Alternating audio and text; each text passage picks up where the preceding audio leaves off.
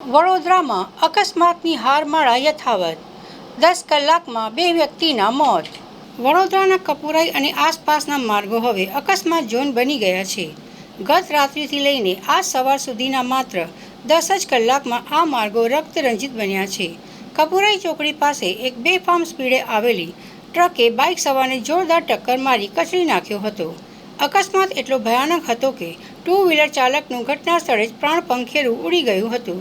અકસ્માત સર્જ્યા બાદ ટ્રક ચાલક પોતાની ટ્રક લઈને ત્યાંથી ફરાર થઈ ગયો હતો, જેને પગલે પોલીસે નાકાબંધી કરી તેની શોધખોળ આદરી છે। આ સિવાય જાંબુઆ વિસ્તારમાં પણ ગઈકાલે વધુ એક જીવલેણ અકસ્માત નોંધાયો હતો। આ બંને ઘટનાઓને પગલે સમગ્ર વડોદરા પંથકમાં ભારે ચકચાર મચી ગઈ છે અને તંત્ર સામે સવાલો ઉઠી રહ્યા છે।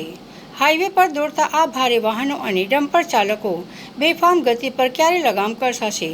પોલીસનું પેટ્રોલિંગ માત્ર કાગળ પર જ છે કે શું? કપુરાઈ અને જાંબુઆ ચોકડી પર થતા રોજબરોજના અકસ્માતો અટકાવવા માટે તંત્ર કેમ કોઈ નક્કર પગલાં લેતું નથી? હા, મેં 100 મીટર જેટલો એમનાથી દૂર હતો। મેં બાઇક લઈને આવતો હતો પાછળ ધીરે ધીરે।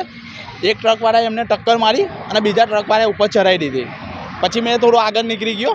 પછી મેં પાછી વળાવીને ગાડી આવી તો સાઈડ પર એમની ગાડી મૂકી અને એમને સાઈડ પર રોડ પર 2-3 જણા વ્યક્તિઓ લઈને એમને સાઈડ પર ઉભા ટ્રકવાળા ભાગી ગયા। જે ભારે વાહનો છે એ બહુ કાબૂની બહાર હવે જઈ રહ્યા છે। કાલ સાંજે પણ એક એક્સિડન્ટ થયું, એમાં એક મહિલાનું મૃત્યુ થઈ ગયું। એ મારો ફ્રેન્ડ હતો, સ્કૂલમાં અમે જોડે ભણતા હતા। એમને 3 કલાક લગીને રોડ પર એમની લાશ રહી। 3 PCR ઊભી હતી, કોઈએ કંઈ જવાબ આપ્યો ના।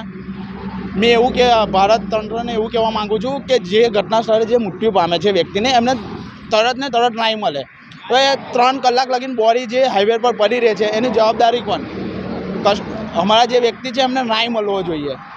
અત્યારે તમે કઈ બાજુ જતા હતા? હમણાં મેં જોબ પર જતો હતો। મારે વાઘોડિયા રોડ વૈકુંઠ 4 રસ્તા પર SBIમાં ક્રેડિટ કાર્ડમાં જોબ છે। ક્યાં થયું છે? અકસ્માત થયું છે આપણે કપુરાઈ ચોકડીથી જે રેલવેવાળો બ્રિજ છે એની થોડીક આગળ।